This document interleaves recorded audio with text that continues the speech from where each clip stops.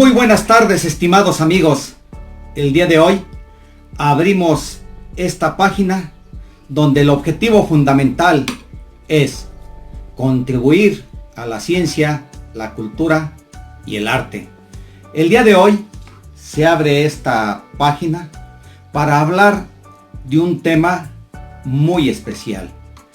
Ese tema especial fue escrito por dos personas, por la doctora María Teresa Equihua Cadena, quien por este medio le envió un saludo, y por su servidor, doctor Ramón Camacho Delgado. Y el tema es tuberculosis, pero especialmente infantil. El tema, vuelvo a repetir, es la tuberculosis infantil. Y por supuesto, tiene algunas peculiaridades que le hace diferente a la tuberculosis en el adulto. De ahí que vamos a hacer, bueno, una, espero, exposición lo suficientemente extensa, pero tampoco tanto, sino tratar de ser específicos en las cuestiones importantes de esta enfermedad. De entrada quiero mencionarles que la tuberculosis es una de las enfermedades que ha acompañado al hombre desde que éste habita la tierra, desde sus orígenes. Y esto es muy importante, por supuesto, por las características que entraña esta enfermedad.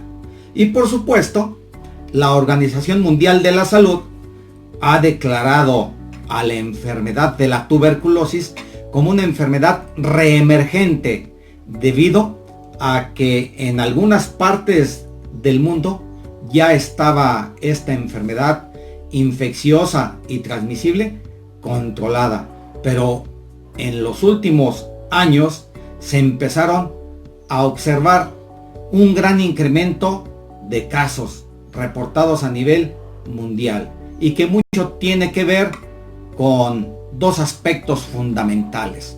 Mucho se ha discutido acerca de la tuberculosis, que es parte de la hambruna, parte de cuando el ser humano no tiene que comer.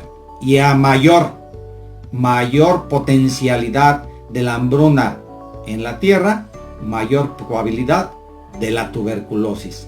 Y por la otra, bueno, apareció una pandemia muy importante que se conoce como síndrome de inmunodeficiencia adquirida, y que esta hizo que reapareciera la tuberculosis, de tal suerte que estos dos aspectos que son importantes hizo que la tuberculosis se le clasificara como una enfermedad reemergente. Se perdió el control de ella y volvió a aparecer sobre la faz de la tierra. Y quiero decirles algunas estimaciones en donde se dice que cada año ocurren probablemente 8 millones de casos nuevos de esta enfermedad y 2 millones de muertes que se le achacan a la tuberculosis. Por supuesto, esto, vuelvo a insistir, está ligado a la pobreza, está ligado al fracaso, y tenemos que decirlo, de los diferentes gobiernos para no aplicar programas específicos para controlarla, y por supuesto a la sociedad civil, que no ha participado exactamente para tener un control de esta terrible enfermedad. Y como decíamos, el 10% de los casos en nuestro país se presentan en los niños, y obviamente constituyen la edad infantil un grupo de por sí vulnerable, y por lo tanto va a afectar la calidad de vida, y por supuesto este problema de salud va a seguir hacia adelante, haciendo ya desde este momento la siguiente aseveración: que en los niños En los niños, las causas más frecuentes de tuberculosis son la meningoencefalitis tuberculosa y la tuberculosis miliar. Y desgraciadamente el impacto en su mortalidad es muy elevado, o en su defecto deja secuelas que disminuyen la calidad de vida de nuestros pequeños. De tal suerte que aún ya en nuestro siglo XXI, la tuberculosis obviamente es un problema que debe de hacer que todo mundo voltee a verla. De tal suerte es un problema de salud pública y es un problema que debe de tener una atención urgente. Insisto, es un problema de salud pública en el mundo y por supuesto en nuestro país, porque la mortalidad que tiene, sobre todo a nivel infantil, es muy elevada. Simple y sencillamente, a nivel mundial, las defunciones en los niños es elevadísima. Y por supuesto, en México no es la excepción. Y por supuesto, de la misma manera que en Michoacán. Hay que mencionar que el riesgo anual de infección está en estos momentos alrededor del 1%. Y hay que mencionarlo, que los problemas más frecuentes en los niños no es la tuberculosis pulmonar, es la tuberculosis miliar, que es una tuberculosis diseminada a todos los sistemas de nuestro organismo, y sobre todo la tuberculosis meningia. Y eso hace, por supuesto, que haya y que sea un problema verdadero de salud pública. Y hay que mencionarlo, a diferencia de los adultos, en los niños hay cierta dificultad para hacer el diagnóstico por las características propias de los niños. Y por supuesto, la proporción de niños en riesgo de infección de la tuberculosis infantil va a depender del tiempo de la exposición, de la oportunidad en su atención, en diagnóstico oportuno, y por supuesto es característico de ambientes familiares bacilíferos. Es trascendental, porque la tuberculosis en los niños siempre habrá un adulto a su lado quien está de manera activa teniendo tuberculosis. Y por supuesto, y desgraciadamente, vuelvo a insistir, las variedades clínicas en los menores de 5 años son las formas graves de tuberculosis. Eso lo hace un verdadero problema de salud pública. Y por supuesto, es tanto que, o una de dos, deja incapacidad en muchos de los casos para toda la vida, o en su defecto, simple y sencillamente, presenta tasas muy altas de mortalidad. Y por supuesto, insisto, a diferencia de la tuberculosis del adulto, la tuberculosis en los niños, sus formas clínicas, pues obviamente habitualmente son paucivacilares. Tal vez haya un menor riesgo de transmisión de la enfermedad, y por supuesto, esto explique de alguna manera la tuberculosis infantil, donde se requiere un ambiente familiar o en contacto directo con un adulto tuberculoso que está expectorando los bacilos, y que habitualmente no permite la identificación del caso y genere la tuberculosis infantil. Y claro, es obvio que nosotros sabemos que sí hubo algún avance significativo cuando se identificó al agente causal desde el punto de vista microbiológico, pero por supuesto el problema es en el desarrollo de la enfermedad, y que esto sigue de una infección pues latente. También puede aparecer en cualquier etapa de la vida una enfermedad de tuberculosis en cualquiera de sus entidades clínicas.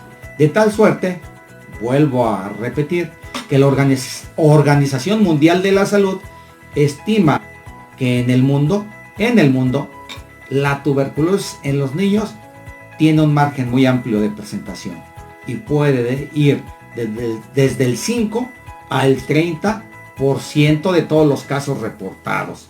Y por supuesto, esto hace que esa variabilidad va a ser diferente dependiendo la región en el mundo donde se presente, y sobre todo tiene una característica común: el control de las poblaciones en la miseria, en la pobreza, y es de ahí donde se presentan los casos de tuberculosis.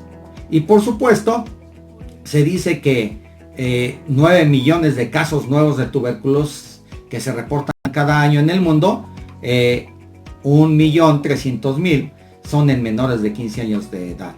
Y por lo tanto, también de la proporción de los 3 millones de muertes que se registran anualmente, 450.000 pertenece a ese grupo etario de niños. Y por supuesto, en nuestro país, donde se acepta, de acuerdo al Coneval, una tasa elevada de pobreza, pues obviamente los casos de tuberculosis se presentan en una buena proporción en los estados de la República o entidades federativas más pobres. Tenemos a Guerrero, a Veracruz, pero bueno, también Nayarit, donde existen altos niveles de pobreza, y por supuesto, donde haya marginación, donde haya municipios en extrema pobreza, habrá tuberculosis, y desgraciadamente habrá tuberculosis infantil. De tal suerte que por definición se dice que la tuberculosis es una enfermedad infecciosa crónica causada por el desarrollo progresivo de la bacteria Mycobacterium tuberculosis, y por supuesto muestra signos y síntomas e imágenes también desde el punto de vista radiológico, y que se asocia en algunas ocasiones también a algún tipo de inmunodeficiencia. Ya decíamos que en las últimas décadas, o a partir de la mitad de la década de los 80, aparece el síndrome de inmunodeficiencia adquirida y reemerge la tuberculosis. Por supuesto, en su tirada ecológica, ya sabemos que la gente, como lo mencionábamos, está dada por el Mycobacterium tuberculosis y está en el grupo de micobacterias, y de tal suerte del orden de los actinomicetales.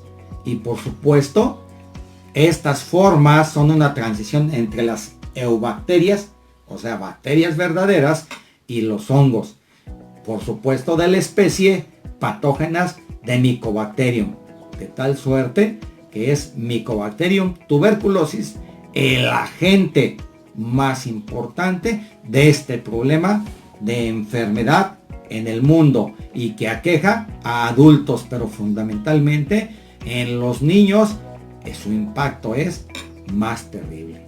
La transmisión, el mecanismo de transmisión.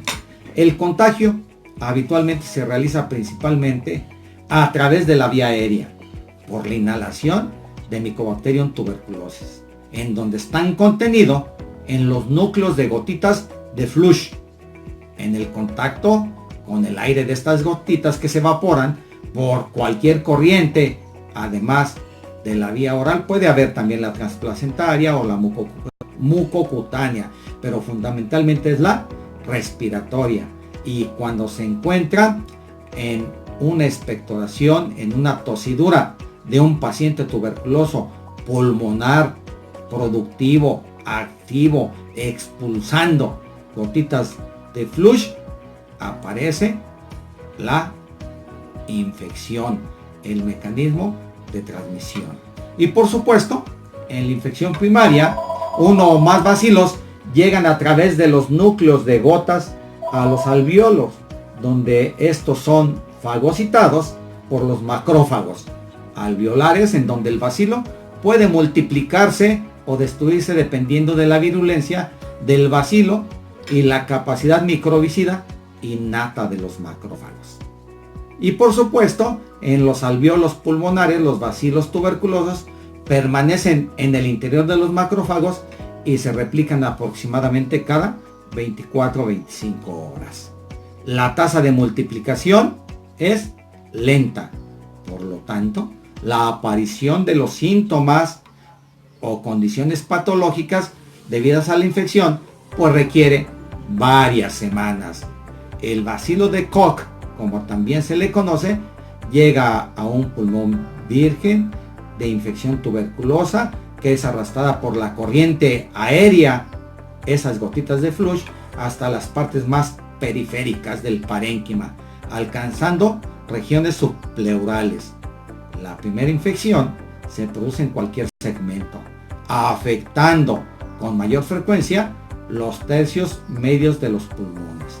El periodo más peligroso para que se presente la enfermedad clínica comprende los primeros 6 a 12 meses después de la infección.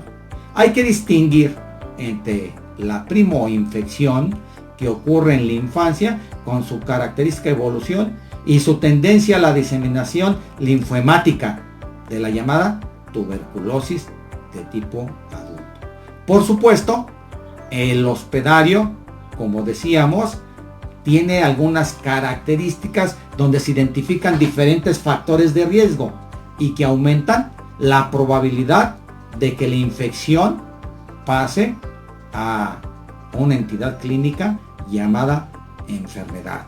Y por lo tanto, repetimos, la pobreza, la desnutrición, específicamente en la carencia proteica, enfermedades debilitantes, como lo hemos dicho, como el virus de inmunodeficiencia humana, y por supuesto los tratamientos que pueden ser prolongados con drogas inmunosupresoras. Y pues la edad también es muy importante, y la edad infantil, como decíamos, es importantísima. Y el medio, por supuesto, la tuberculosis es una enfermedad causada por el desarrollo progresivo y crónico de la bacteria. Muestra signos y síntomas, por supuesto, característicos, y estas se pueden identificar por, obviamente, estudios de laboratorio, estudios paraclínicos, que también pueden hacer identificar a esta enfermedad. Y por supuesto, para que se reactiven los bacilos, debe haber un estado de susceptibilidad. El cuadro clínico, lo más frecuente es que sea fiebre o febrícula, habitualmente vespertina, por más de 2 semanas, calosfríos. La tos es crónica y es muy común en las edades preescolar y escolar, esta tos crónica.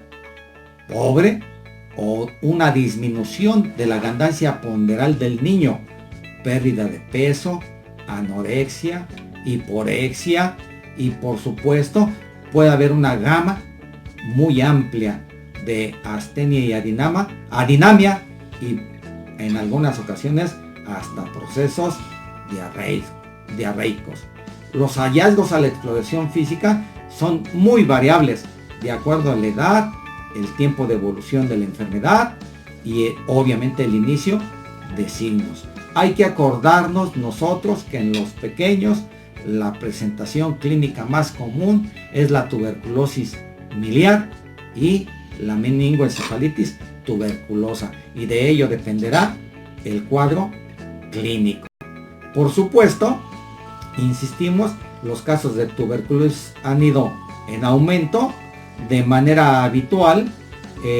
La Secretaría de Salud como instituto en nuestro país es la que más va a notificar los casos de niños afectados.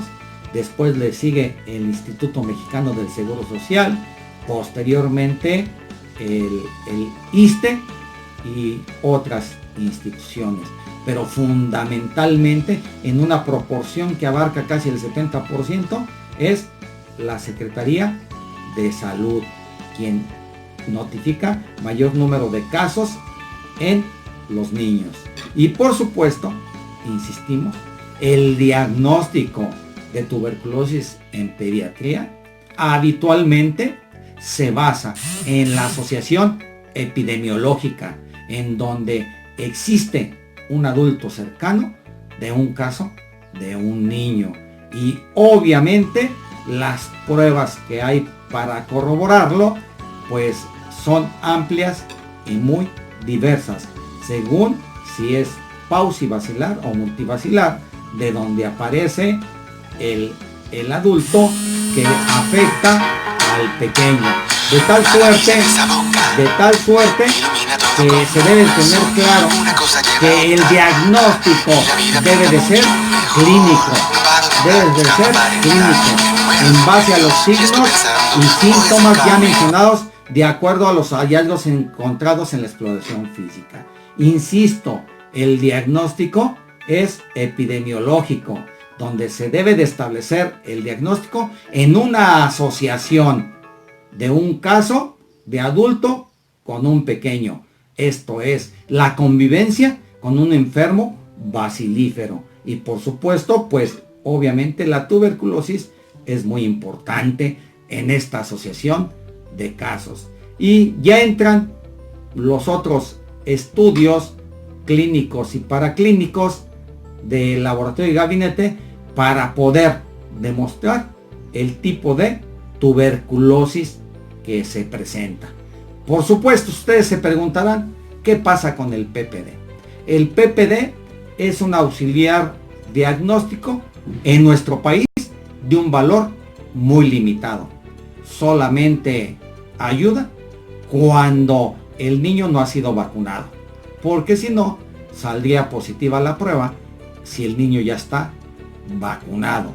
Entonces, ojo, el PPD tiene un valor muy limitado en el diagnóstico de la tuberculosis clínica.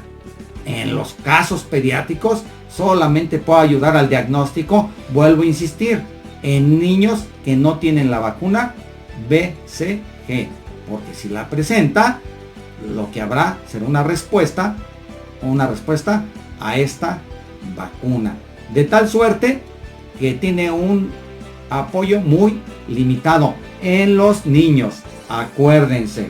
Y por supuesto, bueno, pues otra de las posibilidades son los métodos bacteriológicos, que por supuesto en los niños hay que identificar el Mycobacterium tuberculoso en esputo, en líquidos corporales, sobre todo en jugos gástricos, y que también dificulta la identificación.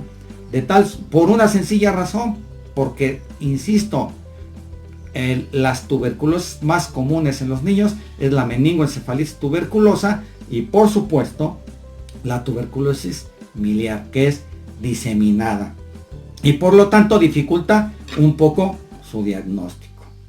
Pero bueno, eso también dificulta el diagnóstico porque el otro estudio bacteriológico es en esputo, es en expectoración, y habitualmente en niños desde los 6 meses con sospecha de tuberculosis, el empleo de la técnica de inducción al esputo pues es recomendada, pero es muy difícil encontrar el Mycobacterium por las características a las que esto se requiere, y es en función de lavados gástricos para identificar el Mycobacterium, que reduce la posibilidad de identificarlo.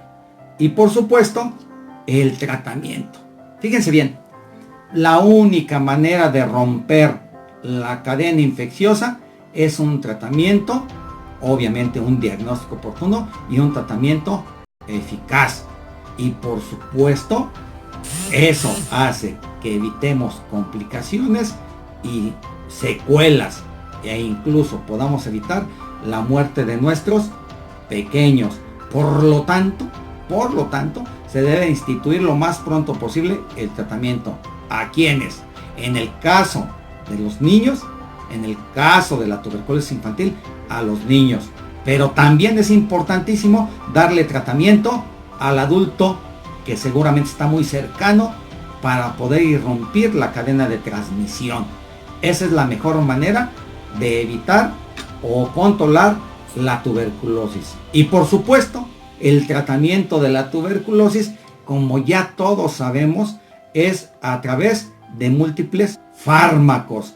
No se utiliza solamente un fármaco por las características propias del Mycobacterium, de tal suerte que debemos de evitar las recaídas de todos los casos y por supuesto debemos asegurarnos que el tratamiento se siga al pie de la letra. Y habitualmente en la actualidad se habla de una fase intensiva para el tratamiento de la tuberculosis y una fase de sostén, y se deben de llevar de manera religiosa esas dos fases para poder nosotros erradicar y controlar la tuberculosis. Y por supuesto tiene múltiples variedades estas fases de tratamiento y se debe de ajustar según el tipo de tuberculosis. Y por supuesto que esto trae algunas dificultades, porque en los niños se debe dar el tratamiento de acuerdo a los miligramos por kilogramo de peso, porque hay que recordar que los fármacos antituberculosos también tienen efectos adversos y por lo tanto tenemos que cuidar que esos niños sí curen, pero también hay que evitar que tengan los eventos o reacciones adversas de los diferentes fármacos. Y bueno, vamos a platicar brevemente acerca de los fármacos que habitualmente se utilizan en este tratamiento acortado, estrictamente supervisado, para poder tener la seguridad de que se curan nuestros pacientes. Debe ser el tratamiento supervisado.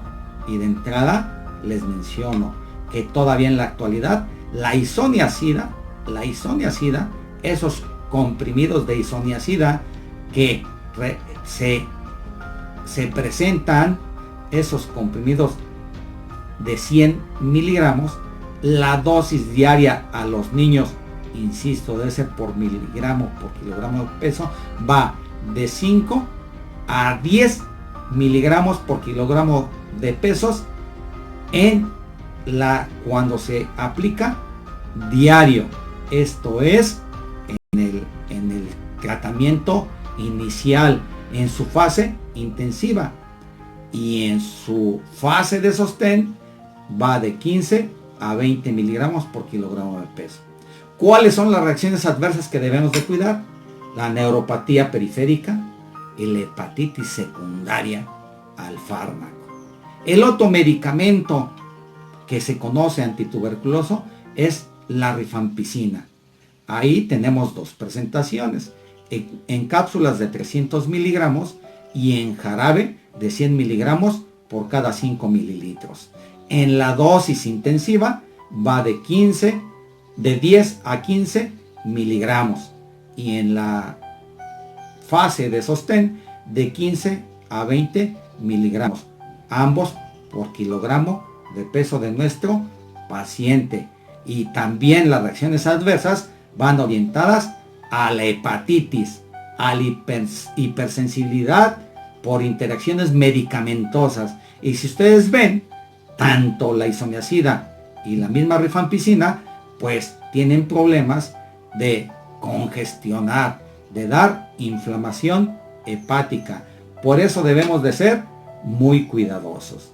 El tercer fármaco es la piracinamida, y esta debe de ser de 25 a 30 miligramos por kilogramo de peso. Y las reacciones adversas, insisto de nueva cuenta, es hepatitis y gota. De nueva cuenta, ¿verdad? El hígado es un órgano que afectan los fármacos contra la tuberculosis. y por eso se debe de ser muy cuidadoso en los niños en dar la dosis exacta de acuerdo a su peso. Y en la fase intensiva, el cuarto medicamento es el etambutol y se da también de 20 a 30 miligramos por kilogramo de peso. Y las reacciones adversas de este fármaco, pues obviamente está dado por alteraciones en la agudeza visual. De tal suerte que estos 4 fármacos se nos suministran en la etapa intensiva, así tal cual, y cuando se pasa a la fase de sostén, solamente se prescriben isoniazida y rifampicina, 2 fármacos antituberculosos. Y de esa manera tenemos su fase intensiva y su fase de sostén. Y por supuesto la fase intensiva va a estructurarse por 2 meses completitos, los 4 fármacos. Y en la fase de sostén va a ser de nueva cuenta las fases intermitentes, o sea, los fármacos 3 veces a la semana de isoniazida y rifampicina. Cuando existen algunos problemas con estos fármacos, se puede utilizar una de las drogas más antiguas contra la tuberculosis, y que es la streptomicina. Con mucho cuidado, se debe de utilizar solamente cuando es necesario y cuando existe ya resistencia. Y la streptomicina, que es inyectable intramuscular, también tiene sus efectos adversos como el vértigo, la hipoacusia y a veces dermatosis. De tal suerte que lo más importante de todo esto, como en la medicina, es que debe de haber siempre una visión anticipatoria, una visión preventiva. Y la mejor prevención para la tuberculosis en los niños es la detección oportuna y por supuesto la curación de los adultos que están cercanos a los niños. Es importantísimo, es la única manera de cortar la transmisión y de evitar la tuberculosis. Y por supuesto, dentro de las medidas de prevención también están pues los hábitos nutricionales de acuerdo a la edad y evitar todos esos factores de riesgo. La vivienda también juega un importante papel debido a que debe de brindar seguridad, ventilación, iluminación, debe ser la vivienda confortable y por supuesto, de nueva cuenta insisto, esta habitación iluminada, ordenada, ventilada, sin cambios bruscos de temperatura, con la introducción de rayos solares, un aseo adecuado, es importantísimo. Pero desgraciadamente en nuestro país, pues la pobreza está por todos lados. Y desgraciadamente la pobreza que está orientada a zonas marginadas, que es un determinante de riesgo muy importante. Y por supuesto, debemos de saber que en la medida en que se identifique al adulto bacilífero con tuberculosis, nosotros evitaremos la tuberculosis infantil. Y de tal suerte que con esto, siempre con la visión anticipatoria, siempre con la visión preventiva, terminamos esta exposición que les haga a ustedes, los induzca a estudiar más sobre este tema importantísimo, la tuberculosis en los niños. Les digo muchas gracias por escucharme y que espero que les sirva a ustedes y que estén al pendiente para proteger a los niños de nuestro país, porque un país que no protege a sus niños está orientado hacia el fracaso. De tal suerte que nosotros, como trabajadores de la salud, ustedes, compañeros médicos, ustedes, médicos en formación, deben de tener claro que la única visión debe de ser la anticipatoria, la preventiva y en este caso la curativa identificación de los casos de los adultos para evitarlo en los niños. Espero que les sirva, insisto.